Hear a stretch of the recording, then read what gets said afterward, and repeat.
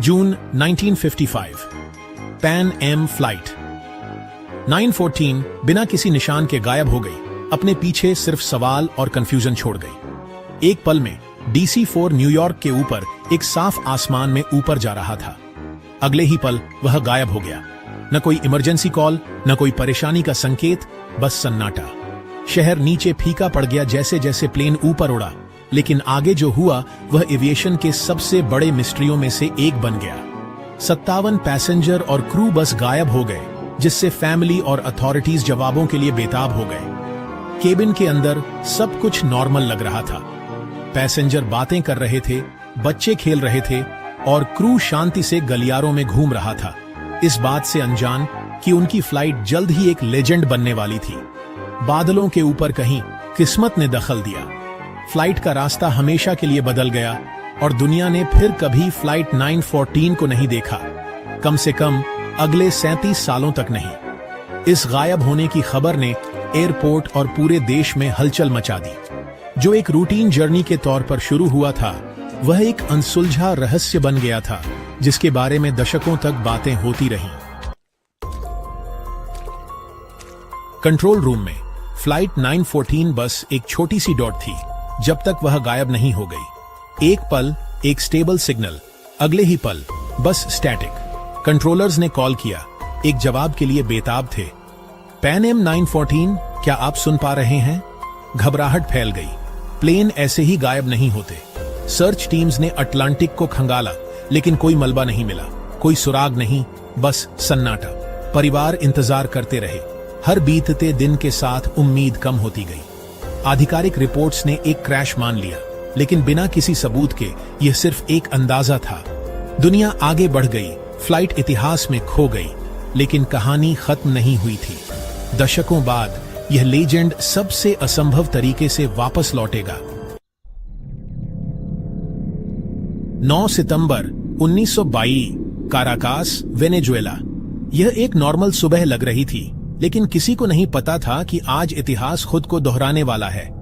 दुनिया बदल चुकी थी, टेक्नोलॉजी और समय दोनों आगे बढ़ चुके थे, लेकिन आज कुछ ऐसा उतरने वाला था जो नामुमकिन था। एक ऐसी घटना जो किसी सपने जैसी लग रही थी। एयर ट्रैफिक कंट्रोलर जुआन डे ला कोर्ट ने रडार पर एक अनशेड्यूल्ड BLF देखी, जो एक पुराने जमाने के एयरक्राफ्ट जैसी लग रही थी। उन्होंने मिस्टीरियस प्लेन को रेडियो किया और एक घबराई हुई आवाज ने जवाब दिया, यह पैन एम फ्लाइट 914 है, न्यूयॉर्क से मायामी। आवाज में डर और कंफ्यूजन साफ था। कंट्रोल टावर हैरान रह गया। पैन एम बंद हो चुका था और यह फ्लाइट किसी दूसरे जमाने की थी। इतिहास सबके सामने जीवंत हो उठा था। फिर भी एक विंटेज DC-4 रनवे पर उतरता हुआ दिखा, जैसे उसने समय की दीवार तोड़ दी हो। ग्राउंड क्रू अविश्वास में देख रहा था। जैसे ही प्लेन टैक्सी कर रहा था, उसके पैसेंजर्स कंफ्यूजन और डर में बाहर देख रहे थे, जैसे वे किसी और दुनिया में आ गए हों। जुआन ने पायलट को बताया कि यह 1972 है और सब कुछ बदल चुका है। सन्नाटा छा गया, फिर घबराहट। हमें 2 जुलाई 1955 को मियामी में उतरना था। पायलट की आवाज शौक और डर से भरी हुई थी। कैबिन के अंदर चीखें गूंज उठीं। पैसेंजर्स और क्रू दोनों घबरा गए थे, जैसे समय ने उन्हें धोखा दिया हो। नामुमकिन हो चुका था। 37 साल से खोई हुई एक फ्लाइट वापस आ गई थी, समय से अछूती, जैसे वह किसी रहस्य से निकली हो। काराकास एक चमत्कार का मंच बन गया, या शायद एक बड़े रहस्य का। लोग हैरान थे, सवालों की झड़ी लग गई। दुनिया एक लेजेंड को सच होते देखने वाली थी और हर कोई जानना चाहता था कि आगे क्या होगा। लेकिन रहस्य गहराता जा रहा था। हर पल सवाल बढ़ते जा रहे थे। आगे क्या होगा, यह किसी की कल्पना से परे था, और यही बात इस कहानी को और भी मिस्टीरियस बनाती है। DC-4 की खिड़कियों से उन्होंने जो देखा वह साइंस फिक्शन जैसा लग रहा था। 1950 के मियामी की उम्मीद कर रहे यात्रियों ने आधुनिक जेट और अजीब फैशन देखा। केबिन में सदमा और डर फैल गया। 3 घंटे की उड़ान 37 साल आगे कैसे बढ़ सकती है? उनका सामान, पुराने अखबार, फिल्म कैमरे, अब पुरानी चीजें थीं। पायलट बेताब होकर ग्राउंड क्रू को दूर भगा रहा था। इस नई सच्चाई से डरा हुआ था। एयरपोर्ट अथॉरिटीज घबराई हुई थीं। एक ऐसे प्लेन के लिए तैयार नहीं थीं जो समय से बाहर था। यात्री जीते जागते विरोधाभास थे जो उस दुनिया में लौटने के लिए बेताब थे जिसे वे जानते थे। समय में खोए हुए उन्हें एक ऐसे भविष्य का सामना करना पड़ा जिसकी उन्होंने कभी इच्छा नहीं की थी। कैराकस के टारमैक पर टेंशन बहुत ज्यादा थी। पायलट डरा हुआ था। उसने जल्दी से एक फैसला लिया, भागने का। इंजन गरजा।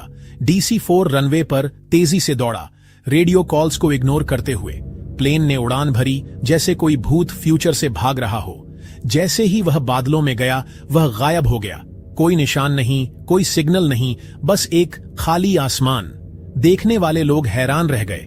हाथ में 1955 का गिरा हुआ कैलेंडर पकड़े हुए थे, जैसे सबूत हो। फ्लाइट 914 फिर से गायब हो गई थी। उसकी किस्मत पहले से भी ज्यादा मिस्टीरियस थी। कहानी बढ़ती गई, सिर्फ सवाल छोड़ गई। दुनिया सोचती रह गई, फ्लाइट 914 के साथ सच में क्या हुआ था। फ्लाइट 914 की कहानी जंगल की आग की तरह फैल गई। दुनिया भर में पीपलों की कल्पना पर छा गई। टैब्लॉइड्स ने ड्रामेटिक अकाउंट्स पब्लिश किए, लेकिन रियल इन्वेस्टिगेटर्स को कुछ नहीं मिला। कोई रिकॉर्ड नहीं, कोई विटनेस नहीं, कोई एविडेंस नहीं। पैन एम के लॉग्स में कोई मिसिंग फ्लाइट 914 नहीं थी। कराकस अथॉरिटीज के पास किसी मिस्टीरियस लैंडिंग की कोई रिपोर्ट नहीं थी। जिस एयर ट्रैफिक कंट्रोलर जुआन डे ला कोर्टे का जिक्र किया गया था, वो था ही नहीं। एक 1955 कैलेंडर ही एकमात्र प्रूफ था जो कभी मिला ही नहीं।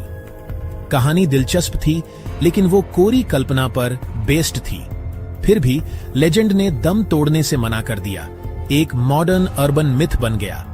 कभी कभी एक अच्छी कहानी ही किसी रहस्य को जिंदा रखने के लिए काफी होती है। सच क्या है?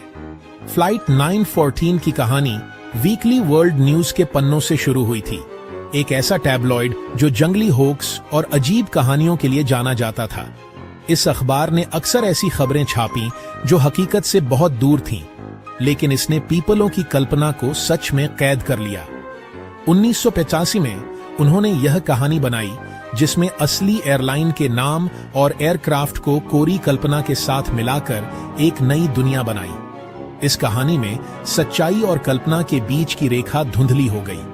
उन्होंने बार बार इस कहानी को रिसाइकिल किया, हर बार तारीखों और डिटेल्स को बदला और यहां तक कि स्टॉक फोटोज को सबूत के तौर पर इस्तेमाल किया। इससे कहानी हर बार नई और ताजा महसूस हुई।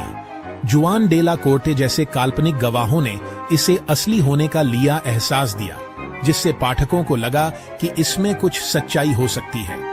टैबलॉइड का असली लक्ष्य सच्चाई नहीं था, बल्कि मनोरंजन करना और एक बज़ बनाना था।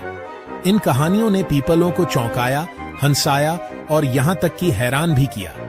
इस कहानी की एंड्यूरिंग पावर कई बार डिबंक होने के बाद भी एक अच्छी तरह से बताए गए झूठ की ताकत को दिखाती है। लोग इसे बार बार मानते रहे। फ्लाइट 914 का मिथक हमें एविएशन हिस्ट्री के बारे में बताने से ज्यादा मिस्ट्रियों और अनसुलझे सवालों के लिए हमारे प्यार के बारे में बताता है।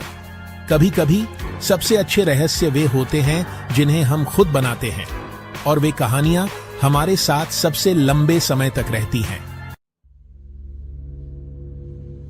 हम फ्लाइट 914 जैसी कहानियों को क्यों सच मानते हैं, भले ही हमें पता हो कि वे सच्ची नहीं हैं? हमें उन मिस्ट्रियों की ओर खिंचाव महसूस होता है जो असलियत को चुनौती देते हैं।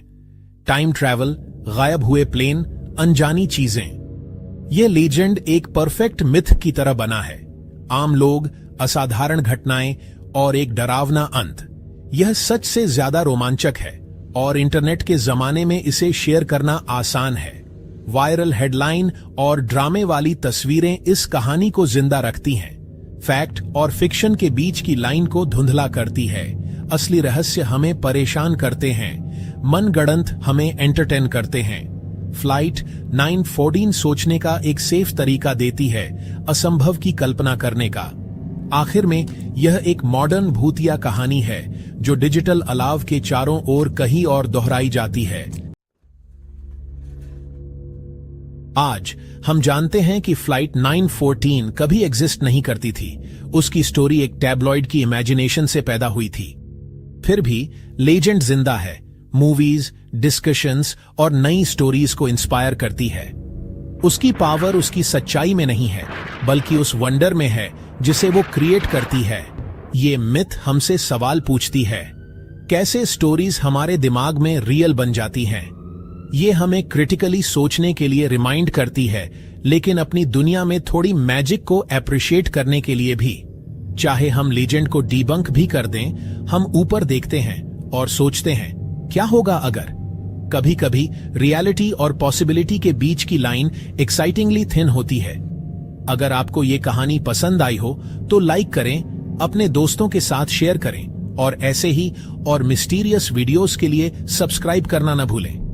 आपकी सपोर्ट हमें और भी दिलचस्प कहानियां लाने के लिए मोटिवेट करती है।